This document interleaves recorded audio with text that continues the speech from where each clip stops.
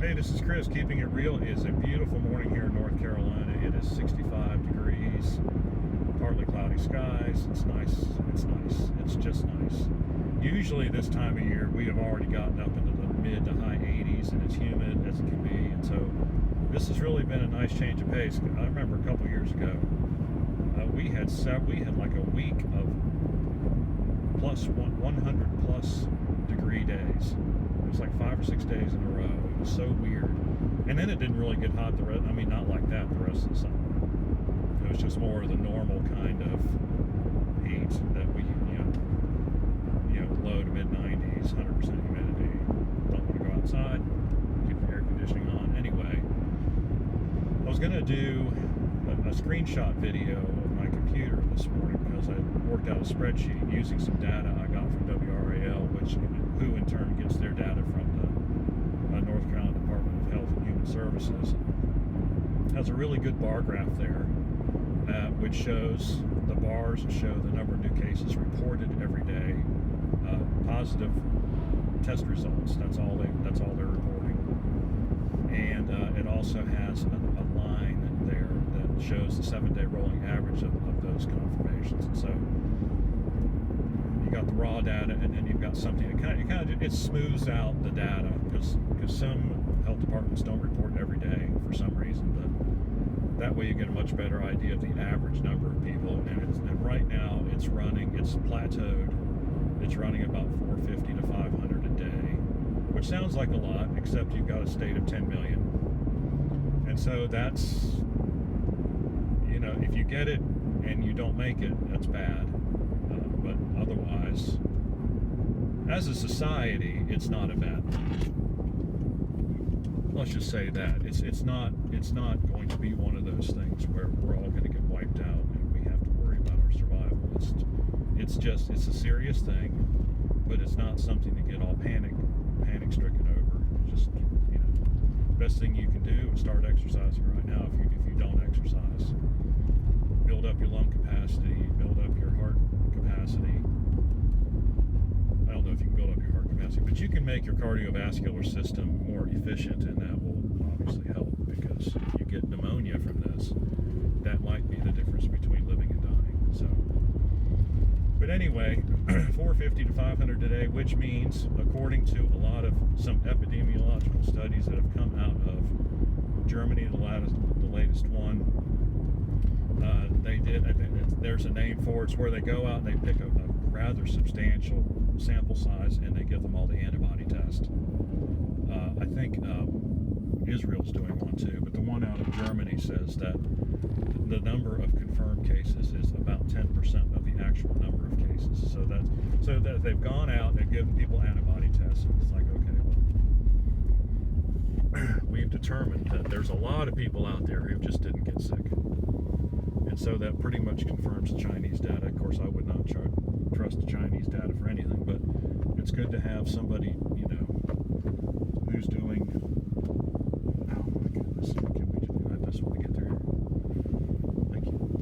I'm glad they were looking. So the confirmed cases are 10% of the actual cases out in the world, and so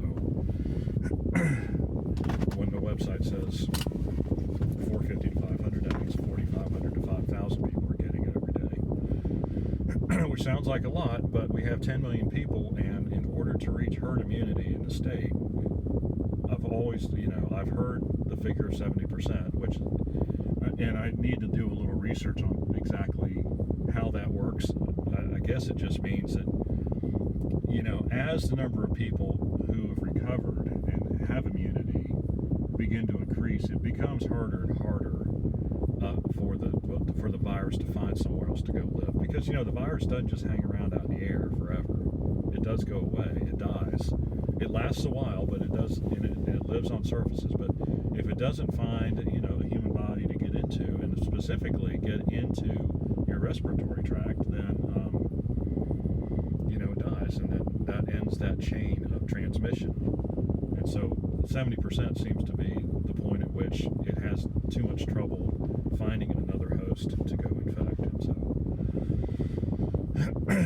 that's what we're after. So we're after 7 million people getting infected. I mean, that's the bottom, or a vaccine, whichever one comes. But the vaccine's not going to come until next year. And I don't think anybody's saying that the vaccine's going to come anytime sooner. And you don't want a defective vaccine, because that'll just make everything worse. Because if you get sick from taking the vaccine, then you've really kind of defeated the purpose of having a vaccine, right? So anyway, 5,000 people a month from now, minus about 500 a month from today. The people who get sick today, a month from now, and I think that's a pretty good estimate.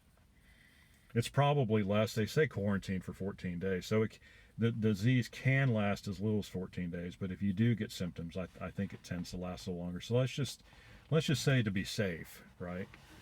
You get it, you have symptoms, and then your fever goes away and your symptoms go away, and 14 days later you're absolutely good. If you don't have a test. If you have a test, you can find out sooner, but we don't have tests. So that's 5,000 people a day a month from now. And so you can count back, and that's what I was going to show you on the graph, is like you can count back to when this thing started, and I've determined that that thus far, using the most pessimistic numbers for how long it takes to recover, that it was about 40,000 people thus far. Yeah, 40,000 people thus far, give or take, have had the virus and recovered, and they're no longer sick. They can't get it. They can't give it. But the important figure is how many people are getting sick every day, or how many people are getting a positive test every day. And then we multiply that by 10. And so if let's just say it's 5,000 people a day, of which 500 are actually getting tested. 5,000 people a day, the magic number is 7 million. I'm sure you can see where I'm going with this.